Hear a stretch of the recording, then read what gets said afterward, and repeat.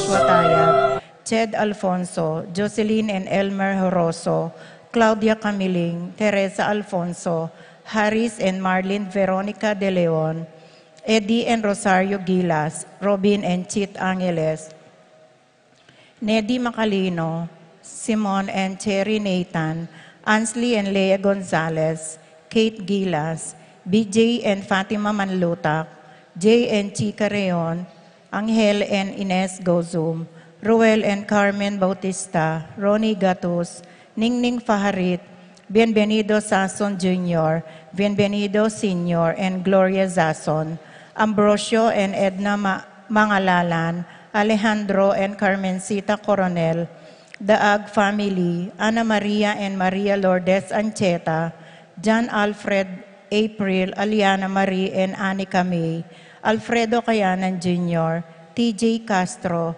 Patrick Miguel Wisda, Jasmine and Bong Minaves, Romeo and Tess Lasco, Meng and Jeffrey Rabadon, Eric Pantig, Rael Conanan, Jason and Jane Dabu Narido, Lopez family, Amelia, Pearly, Francis, Dennis, Charla Ray Manalansan, Avery Luis Punzalan, Rene and Lydia Sakdalan. For the birthday intention of Mark Manlutak, Chit Angeles. For the safe travel of Andrew Maninang, Kiambao and Tungol family.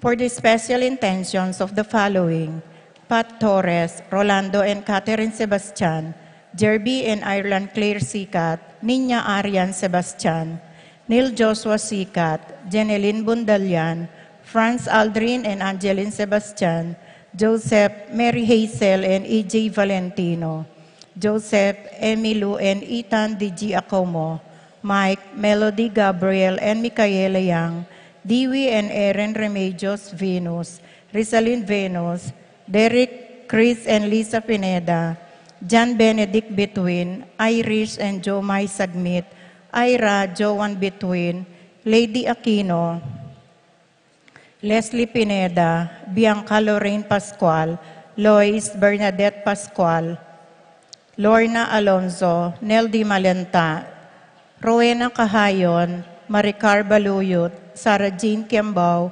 Candelaria Lim, Jennifer Di Malanta, Flormeda Virginia Di Malanta, Minerva Concepcion, Cariza Marie, Charmaine, Ronilo, Rain, Jasper, and Conrado Bisda, Cecilia Cruz, Betty Ong, James Benedict Layug, Virginia Manugid, Martin and Jem Palo, Maria Fatima Castro, Arcel and Sangrila Gilas, Franceline Gilas, Wilfredo and Mercedes Castro, J.C. Von and Mylene Vito, Joshua Angeles, J. Carreon, Mark Henner and Jerry May Faharit, Michelle Han Paharit, Arturo Torres Jr., Eliza Rose Kayanan, Mark Leo Gatus, Alan Kayanan, Jeronimo Gatus Jr., Inocencio and Mary Grace Datoy, JP and Juby Zazon, Yuji and Marie Chris Sazon, Allen and Manet Mangalanlan, Francis Dabu, Apoles and Pitches Ocampo, Edgar Parbo, Elisa, Conrado and Jenny Mariano, Carmelita, Maria Carmela, Maria Manuela Cueva, Glenn and Janice Bermudo, Doctora Elsie Joyce Tongol. For the speedy healing and recovery of Consuelo Mendoza, Edna Setasate, Virginia Di Malanta, Vine Setasate, Romeo, Danilo, Frank Di Malanta, Ethan Santillana, Aldrey Pineda, Roberto Alonso, Arturo Alonso, Efren Roque, Antonio Roque, Seferina Ocampo, Irene Between, Josepina Maniago, Pablito Flores, Francisco Hinco, Josie Hinco, Terry Davis, Cesar Biscocho, Stephen Martin Manlutak, Rosario Gilas, Carmelita, Almario Manlutak, Ernesto Bolos, Alejandro Coronel, Ines Gozo, Norma Gueco, Consuelo Calma, Rina Kayanan, Yoli Malasique, Romeo Lasco, Alicia Cayanan, Lucia Flores, Marieta Uela, Raquel Rayel, Rogelio Romy, John Edward, Mariano, Carmelita Manlutak, Ernesto Bolos, Monico Tunggol, Rofino Ocampo, Natividad Ocampo. For the eternal repose of the souls of Jerome, Maria, Julian, Simeon, Loriana, Felino, Salome, Jose Senior, Isabel, Gloria, Gilbert, Angel, Amparo, Felicidad, Melanio, Paulino, Patricia, Among Jose Giao, Dr. Benvenido, Antonio, Florentino, Loreta, Pedro, Cecilia, Julio, Julia, Medalla, Hamilcar, Renato, Rosario, Flora, Melchor, Leonila, Constancia, Froilan, Quintin Sr. and Quintin Jr., Belenciana, Roberto, Belen, Dominador, Cristeta, Antonio, Maria, Emerenciana, Marcial, Trinidad, Roberto, Merihilda, Lebrada, Rodencio, Reynaldo, Nenita, George Torres, Antonio, Victor, Francisco Sr., Gloria, Michael, Meliton, Ernesto, Victoria, Crescencio Jr. and Sr., Lu, Maria, Lida, Herman, Marcela, Nicolas, Kenneth, Corazon, Virginia, Ruperto, Lourdes, Rod, Irene, Alejandro, Escolastica, Demetrio Sr. and Jr., Filemon, Victor, Esteban, Nelia, Evelyn, Aguas, Among Tony Dumawal, Jose Boy Between, Jesus Tayag, Lydia Paule, Ernesto Alfonso, Randy, Charlie, Fernando, Francisco, Ignacio, Jomer, Carlos, Isidro, Maria, Erico, Mariano, Rafi, Jennifer, Feliciano, Sr. and Jr., Modesta, Erlinda, Luis, Corazon, Emmanuel, Jose Lopez, Fortunata, Jose Gaza, Jesus Maria, Gloria Valentino, Jaime, Marisa, Cristina, Vivencia, Jolica, Eduardo, Valentina, Parico, Eustaquio, Felicitas, Roque, Catalino, Lydia Manlutak, Leonardo, Edgardo Manlutak, Roberto Wang, Caleb na Lorenzo, Nicolas Eliminada, Corazon, Gliceria, Presi, Zenaida, Feli, Carlito, Andrea, Francisco, Simona, Vicente, Amelia, Consolacion, Magtoto, Benedicto, Arsenio, Epifanio, Maria Hinco, Maria, Arsenio, Jerry, Veronica, Angel Cruz, Celedonio Manabat, Roberto Huang, Amado Ramos, Serafine, Rosalinda, Victoria, Marcelo, Justin, Ernie, Jimmy, Mirna, Pablo, Wilmar, Maximo, Genaro, Encarnacion, Irene, Cecilio, Bonifacia, Diosdado, Ramon, Tikang, Adriano, Luciana, Pasita David, Pacifico, Venita, Alice, Jerry, Teresita, Alfredo Sr., Ruben Sr., Saturnino, Charmaine, Elena, Reynaldo, Ramses Tala, Emerenciana, Al Salvador, Reynaldo Torres, Lucy Cunanan, Ronnie Reyno, Jose Flores, Ray Nicolas Apolonia, Herminia, Herminihilda, Victoria, Felipe, Pablo, Conrado, Marivic, Antonia, Julieta, Job Carel, Joan Clelano, Cornelio, Marcelina, Dionisio, Mervinda Lugdugan, Zita Tess David, Castor, Uring, Santiago, Erning Sevilla, Jesus Soriano, Amelita Sanchez, Aiko, Derek, Jose Angelo, Maritel Ray Legaspe, Mercedes Sibug, Joaquina Rosales, Tixon, Milagros Cortez, Rogelio, Cesar Culala, Celedonio Gasa, Abel Sr., Abel Jr., Rosita, Nathaniel, Alejandro, Benita, Regina Chantel, and all those in purgatory, especially those who are forgotten.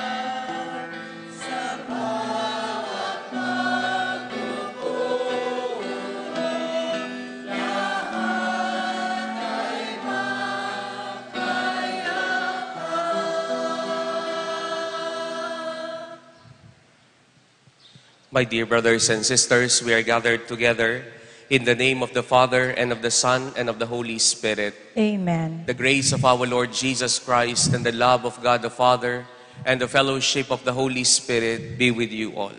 And with your spirit. We are now in our 4th week of Lent, our journey together towards understanding the richness of the mercy of God to all of us. Coming together as God's family before we receive the Word of God and the body of Christ in today's Eucharist, let us first call to mind our sins. In the silence of our hearts, we ask God for forgiveness.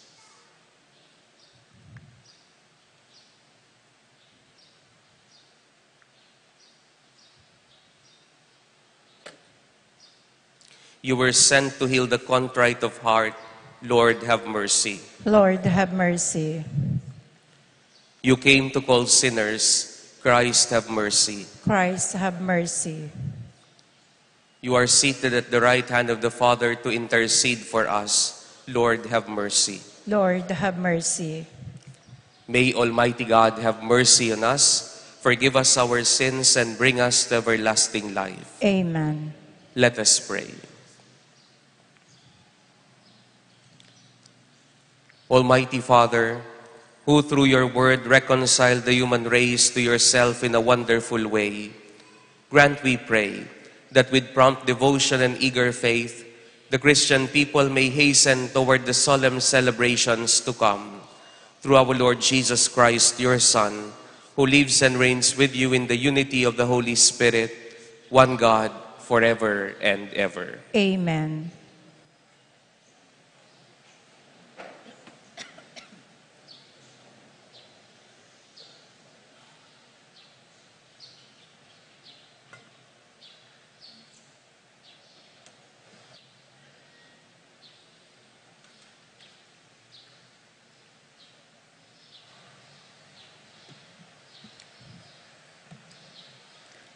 A reading from the second book of Chronicles.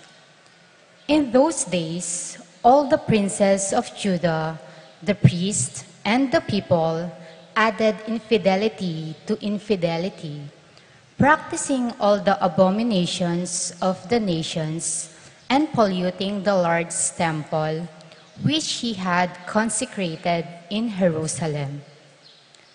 Early and often did the Lord, the God of their fathers, send his messengers to them, for he had compassion on his people and his dwelling place.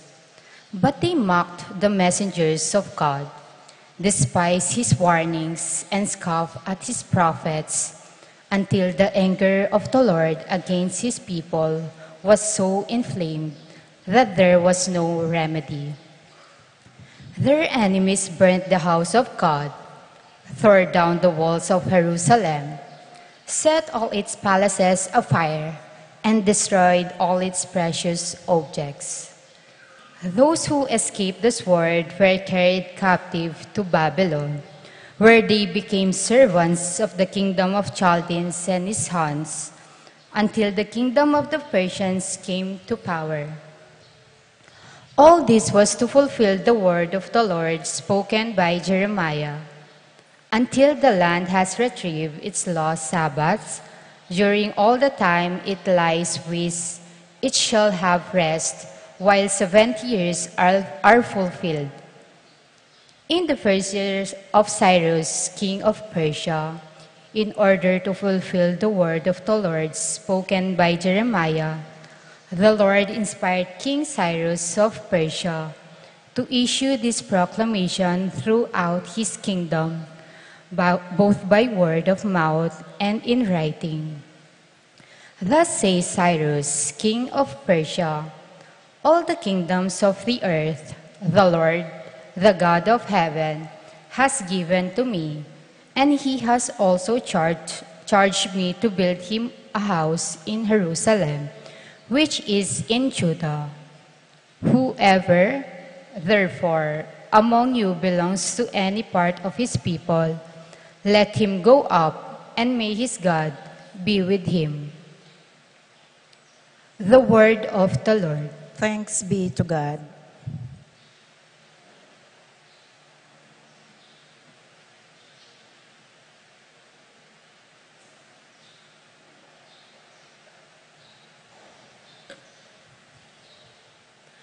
Responsorial Psalm.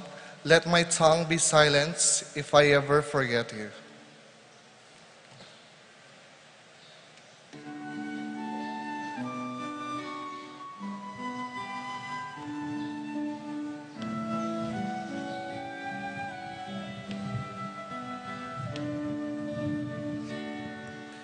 Let my tongue be silenced if I ever forget you. Let my tongue be silenced if I ever forget you. By the streams of the Babylon, we sat and we wept. We will remember the Zion on the aspen of the land. We hung up our harps. Let my tongue be silenced if I ever forget you. For there our captors ask for us the lyrics of the song, and the displeasure urge to be joyous. Sing for us the song of the Zion. Let my tongue be silenced if I ever forget you. How could we sing a song of the Lord in a foreign land? If I forget you, Jerusalem, may right hand be forgotten. Let my tongue be silenced if I ever forget you. May my tongue cleave to my palate if I remember you, not if I place not Jerusalem ahead of my joy. Let my tongue be silenced if I ever forget you. Let my tongue be silenced if I ever forget you.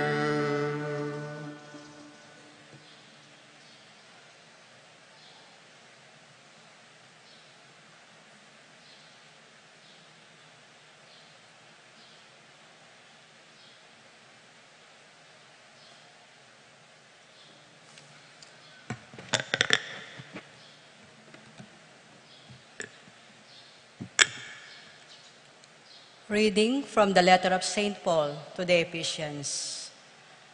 Brothers and sisters, God, who is rich in mercy, because of the great love He had for us, even when we were dead in our transgressions, brought us to life with Christ.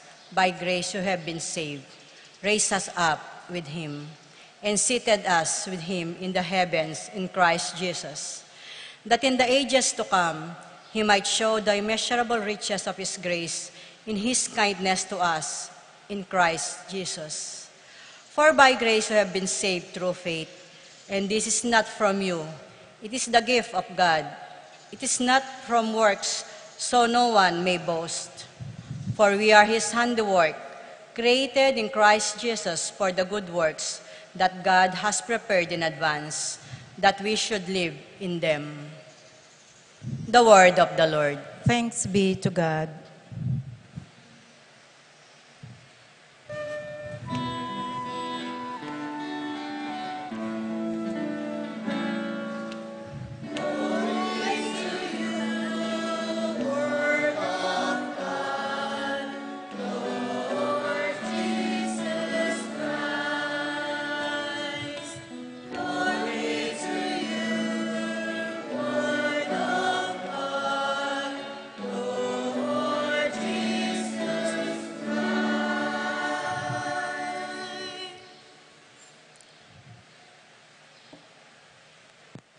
God so loved the world that he gave his only Son, so everyone who believes in him might have eternal life.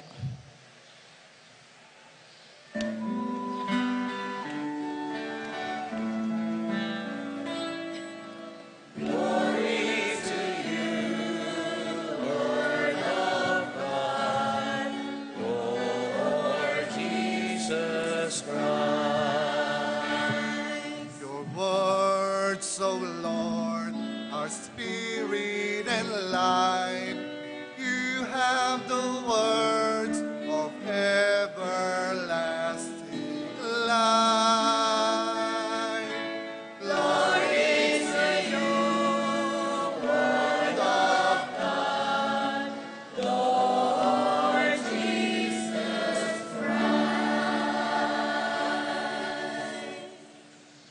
The Lord be with you. And with your A spirit. reading from the Holy Gospel according to John. Glory to you, O Lord.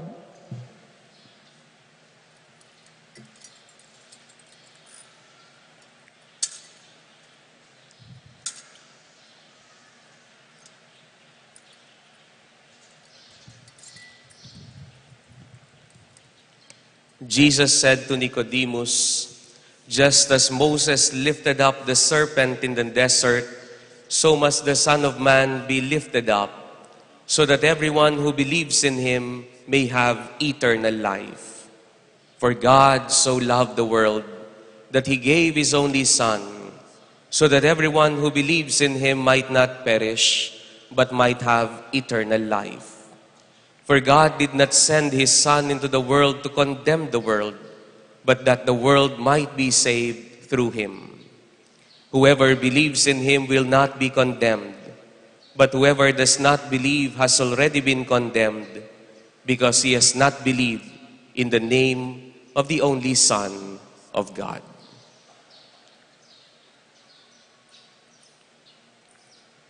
My dear brothers and sisters, the Gospel of the Lord. Praise to you, O Lord Jesus Christ.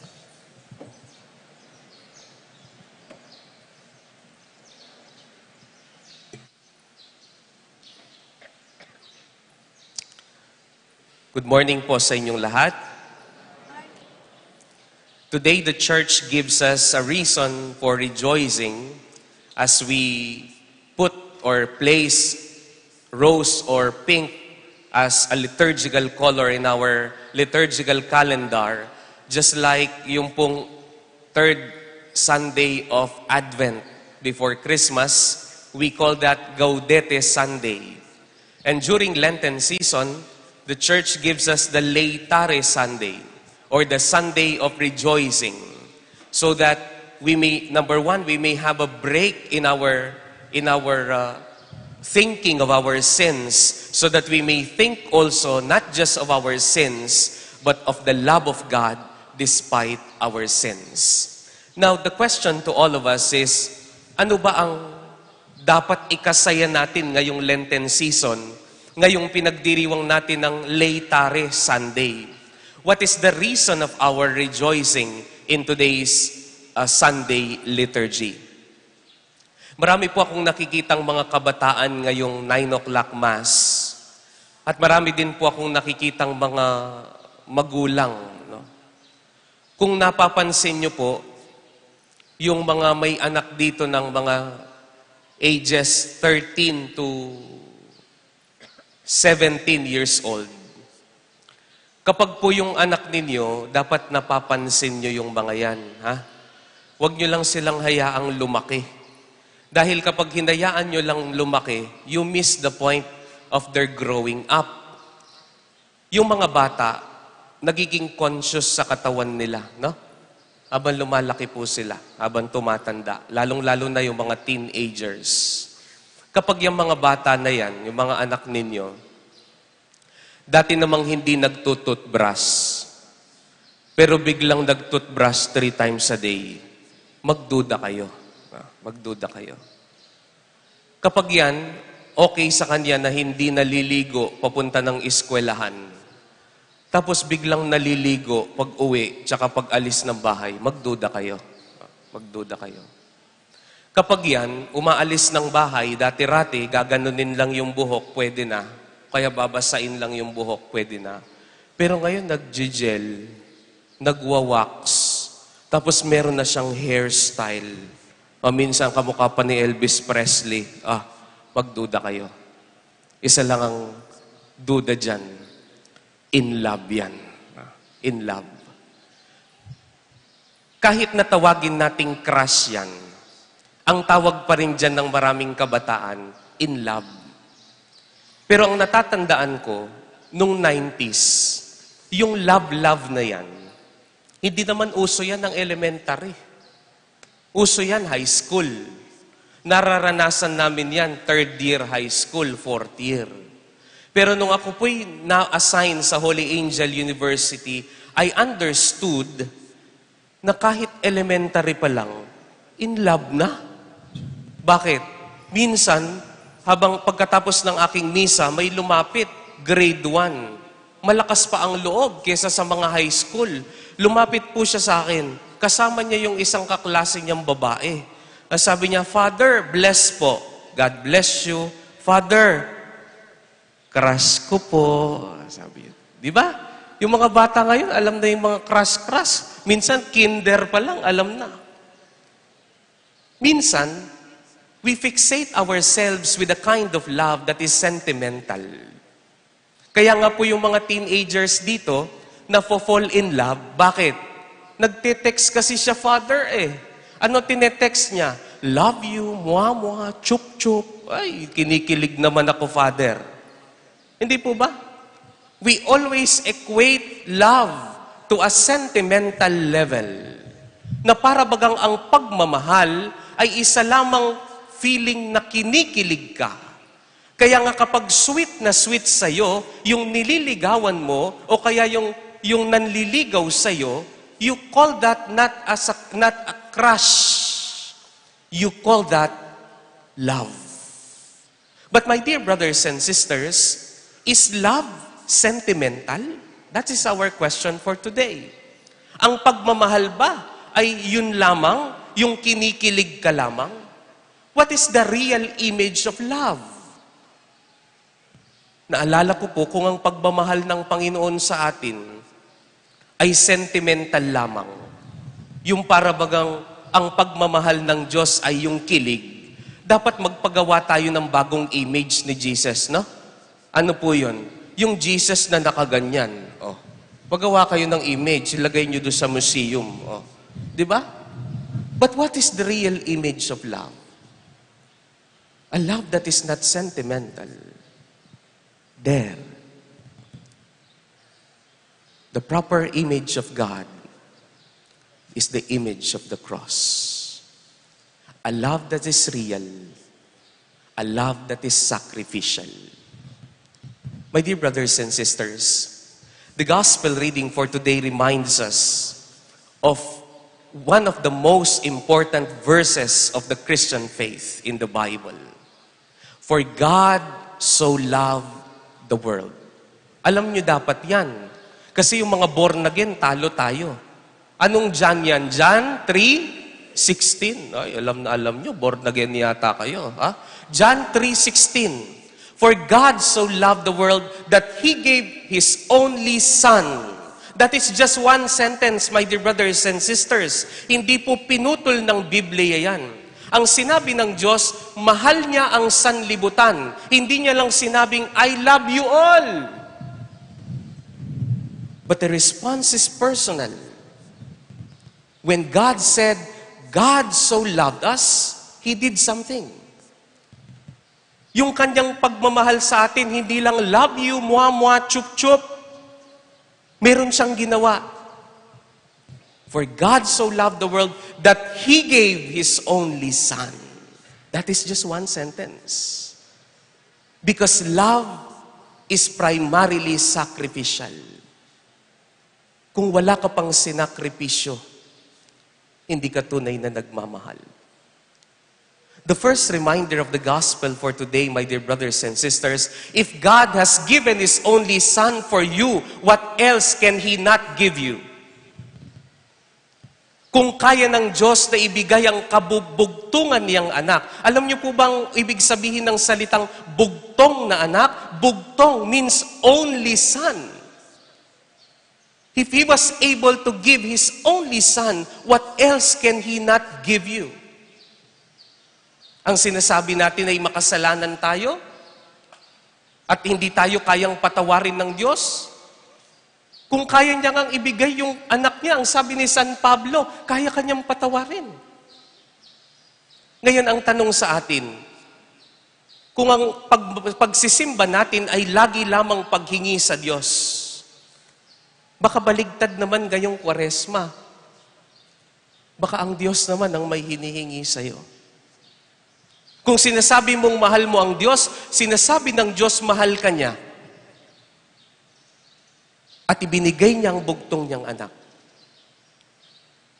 At sasabihin mo sa akin ngayon, Father, mahal ko ang Diyos. What have you sacrificed for God? Ano na sinakripisyo mo sa Diyos? Baka meron siyang hinihinging bitawan mong kasalanan. Baka hinihingi niya sa iyo yung bitawan mo kung ano man ang nakakasama sa iyo. Kung humihingi ka sa Diyos, ang Diyos humihingi din sa iyo. Hindi ka makapagpatawad? Inaabuso mo ang sarili mo sa alak? Yung pride mo? Ano hinihingi ng Diyos? If you have not sacrificed something for God, you do not really love Him. Because love is basically sacrificial. Secondly, kung hindi ka pa nagsakripisyo para sa mga minamahal mo, hindi mo sila tunay na mahal. Ulitin ko yun, ha? Kung hindi ka pa nagsakripisyo para sa mga mahal mo, hindi ka tunay na nagmamahal. Yung mga estudyante po dito, kung sinasabi ninyong maghal niyo ang mga magulang ninyo, tapos sinisira ninyo ang pag-aaral ninyo, wawa mo ito.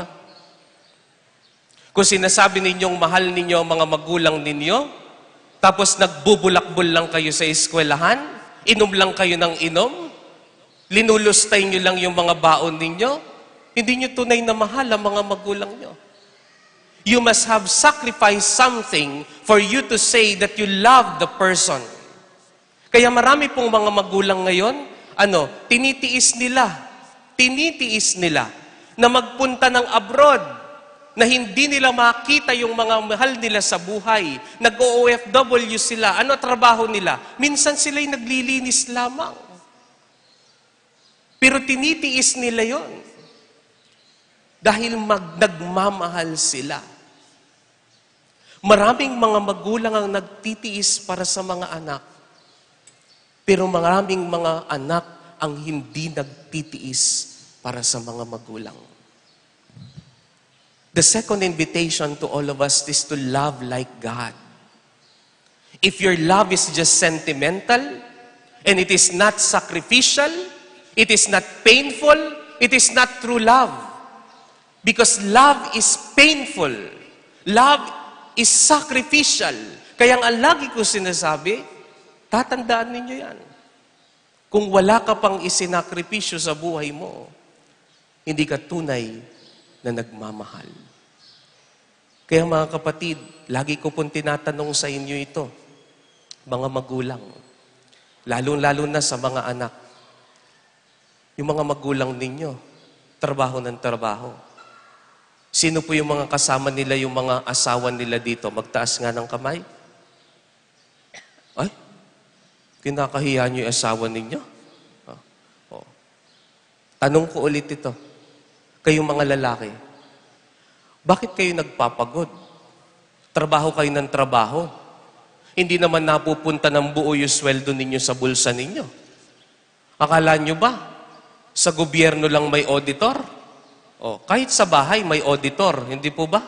Kapag sinabi mo, irinimit mo sa asawa mo yung sweldo mo, honey, eto yung sweldo ko. Ba't kulang to? Di ba? Alam nila yung sweldo nyo. Hindi naman pumapasok ng buo yan sa bulsa ninyo. Pero bakit nagpapakapagod kayo? Kasi nagmamahal kayo eh. Sinasakripisyo nyo yung oras nyo maghapon sa trabaho. Sinasakripisyo nyo yung pagod ninyo. Bakit? Pampahid ng tuition fee. Bakit ikaw ba nag-aaral? Hindi. Yung anak mo. You are sacrificing something, it means you love. Yung mga magulang, mga nanay po dito, di ba? Masarap po ba mga anak? Huwag niyo akong tignan, hindi naman ako manganganak. Masarap po ba mga anak? Mahirap. Kahit sinong nanay ang tanungin ko. Number one, kapag iniiri mo na, ay, Panginoon ko, it's between life and death, ang sabi ng mga magulang. Buti nga may cesarean na ngayon eh. No? Buti nga may cesarean na. Pero pagkatapos mo, ano gagawin mo sa anak mo? Lilinisin mo yung tae niyan. Kaya nga sabi ko sa inyo, nung unang panahon, ang dami-dami naming yung mga magulang, ang daming pakulo, no? Halimbawa, nung kami po'y bata pa, kapag nakita ng magulang namin na nagbilad kami sa araw, may mga panahon na pagkatapos mo ang ilang weeks, iitim yung dito mo eh. No? Di ba? Ingawsken, palid. Iitim yung dito mo. Ano ginagawa ng magulang namin? Pag minsan, isang hapon, walang lalabas. Bibili siya ng gas. Gas. Ilalagay sa bulak. Ayun daw ang pantanggal. Ano magagawa ko? Bata pa ako. Good garaning makanyaning tundun mo. Ay, milako naman pinamanitang palid. O, wag kang tututok sa kalan. Baka masunog ka. Kaya amoy gas kami noon eh. Kapag maitiman dito mo, talagang gas. Ano pa? Mga matanda po dito, alam ito. Ano po ang gamot sa sore eyes? Ha? Ano? Gatas ng ina. Saan natin nakuha yun? Kaya nga po kapag ikaw ay may sore eyes, pipikit mo yung mata mo, paggising mo, ayaw bumukas, makapakat yung muri.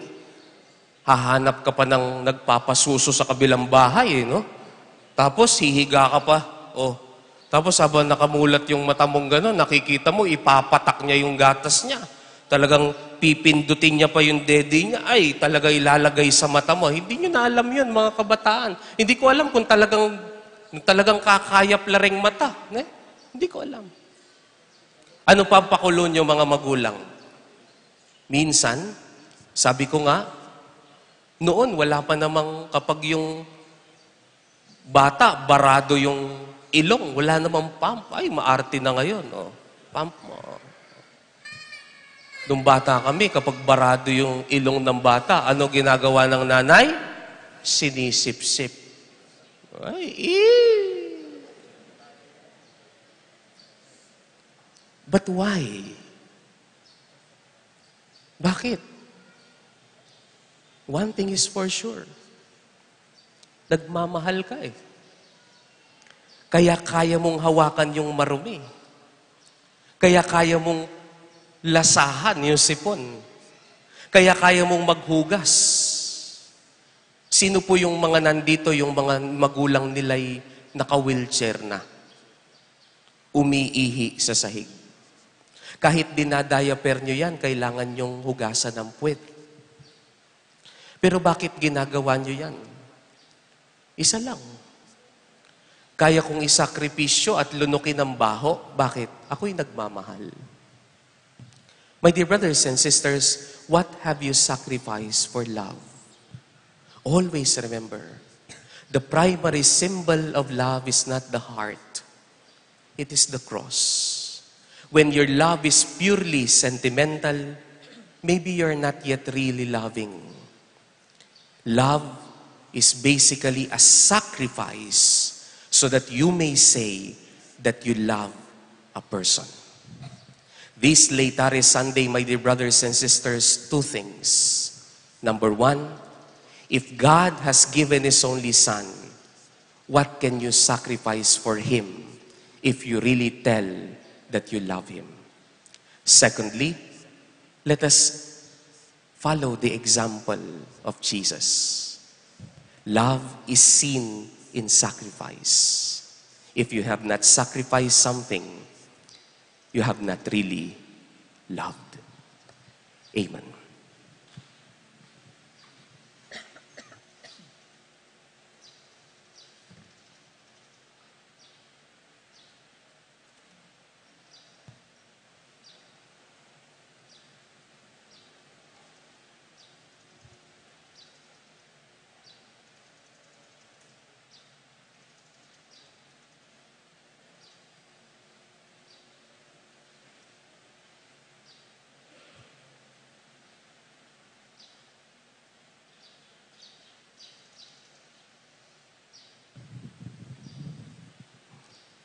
Let us now profess our faith.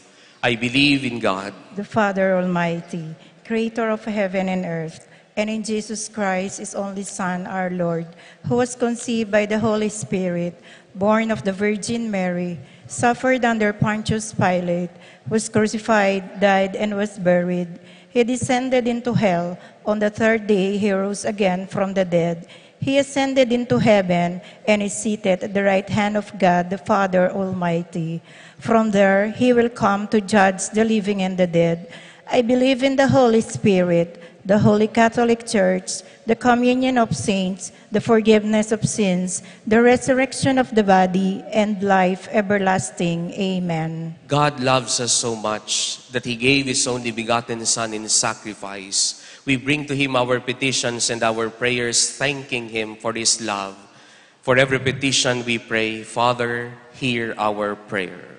Father, hear our prayer.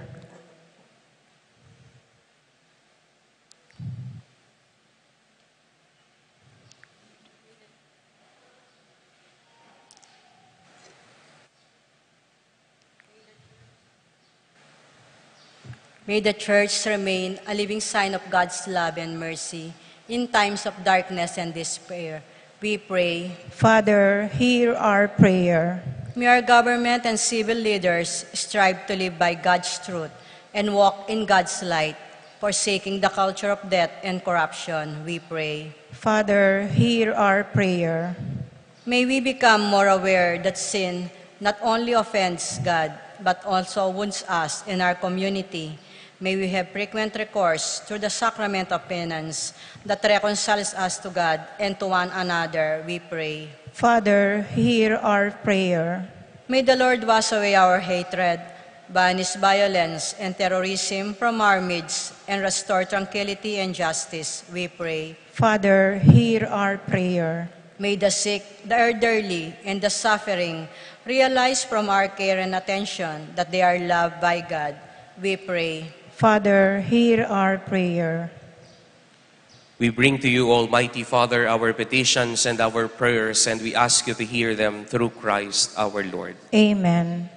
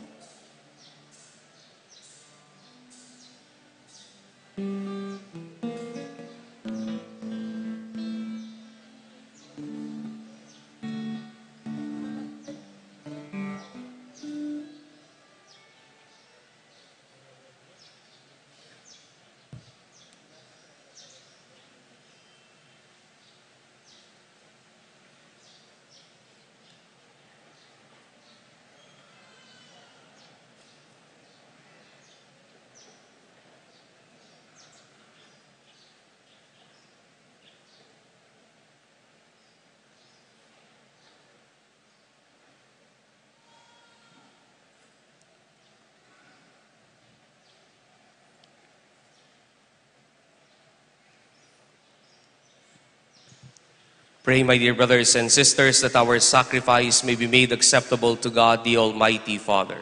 May the Lord accept the sacrifice at your hands for the praise and glory of his name, for our good and the good of all his holy church. Almighty Father, who enlighten us by the gospel, we ask you as we place before you with joy these offerings, which we bring eternal remedy, praying that we may both faithfully revere them and present them to you as a fitting for salvation of the world, through Christ our Lord. Amen. The Lord be with you. And with your spirit. Lift up your hearts. We lift them up to the Lord. Let us give thanks to the Lord our God. It is right and just. It is truly right and just, our duty and our salvation, always and everywhere to give you thanks, Lord, Holy Father, Almighty and eternal God.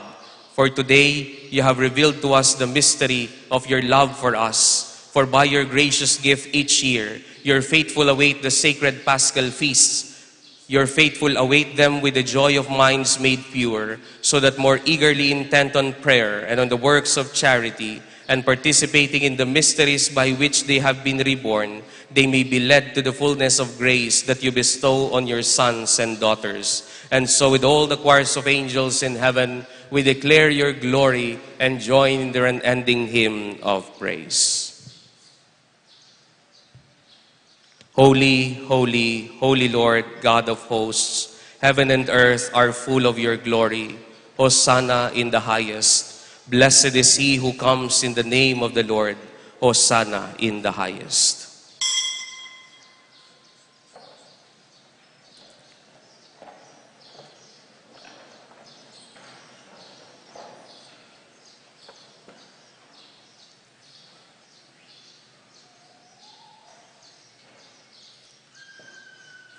Father, you're holy indeed, the fountain of all holiness. Let your Spirit come upon these gifts to make them holy, so that they may become for us the body and blood of our Lord Jesus Christ.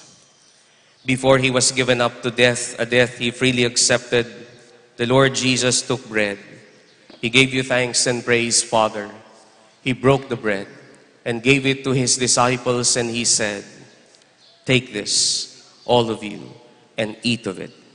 This is my body, which will be given up for you."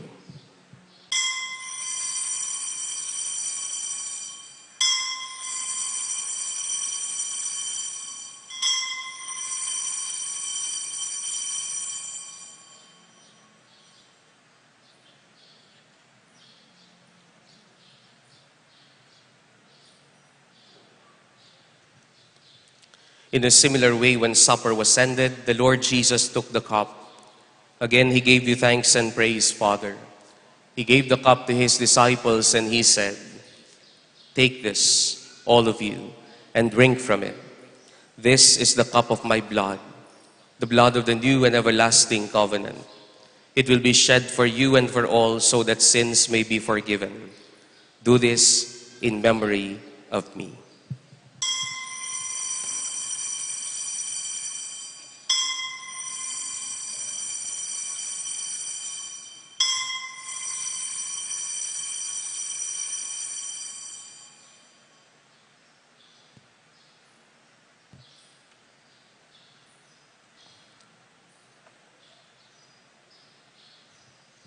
Let us now proclaim the mystery of our faith.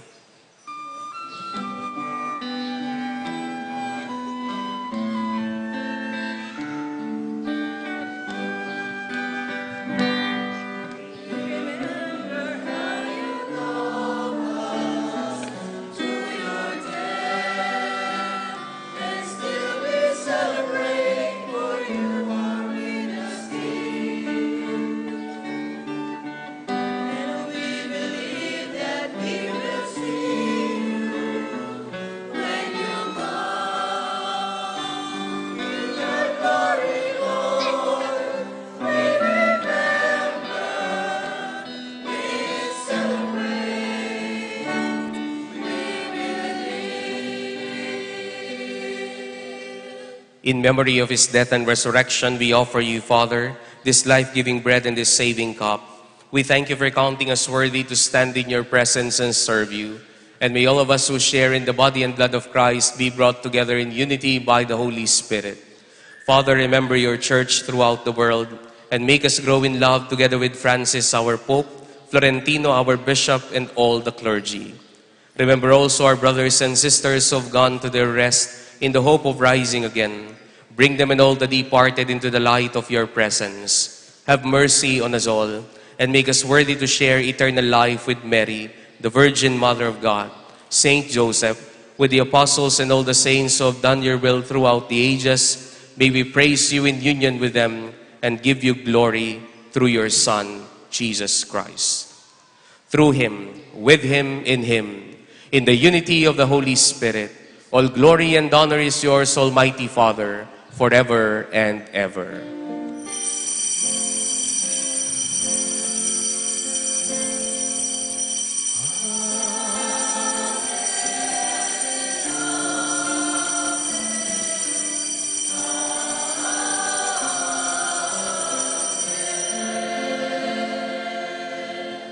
Gathering all our prayers and praises into one, to the Father we pray.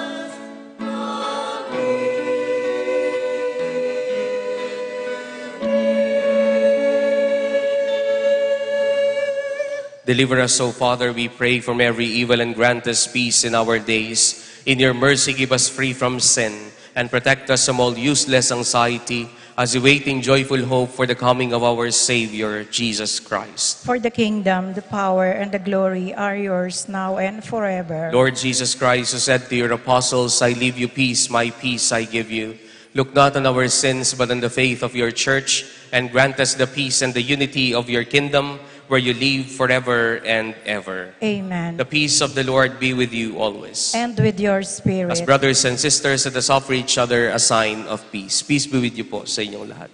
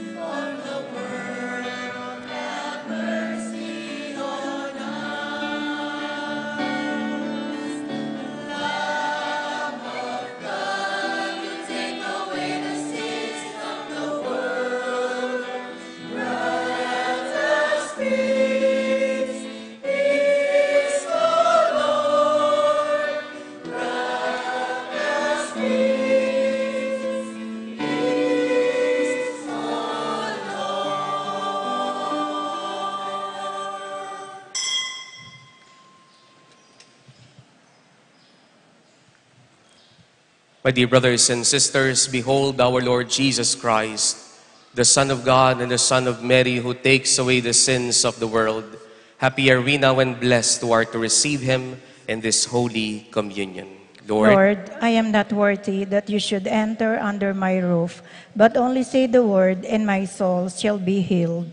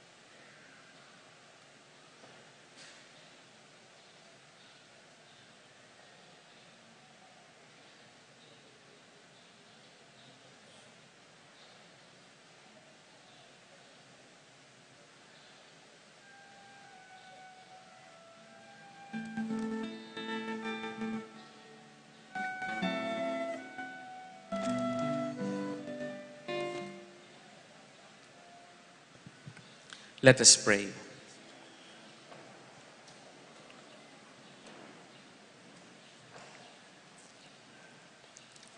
Almighty Father, who enlighten everyone who comes into the world, illuminate our hearts, we pray, with the splendor of your grace, that we may always ponder what is worthy and pleasing to your majesty and love you in all sincerity, through Christ our Lord. Amen. For God so loved the world that he gave his only Son. God has sacrificed someone for us. If you really love God, maybe God is asking you na bitawan mo na kung ano man ang kasalanan na lagi mong ginagawa. Pangalawa, kung tunay kang nagmamahal, may binibitawan ka. Kaya nga ang tunay na nagmamahal, nagsasakripisyo. The real image of love is the cross. The Lord be with you. And with your spirit. Bow your heads and pray for God's blessing. Look upon those who call to you, Almighty Father, and sustain the weak. Give life by your unfailing light to those who walk in the shadow of death, and bring those rescued by your mercy from every evil to reach the highest good, through Christ our Lord. Amen. And may Almighty God bless you and your loved ones, the Father and the Son and the Holy Spirit. Amen. The Eucharist has been offered. Let us now go in the love and peace of Christ. Thanks be to God.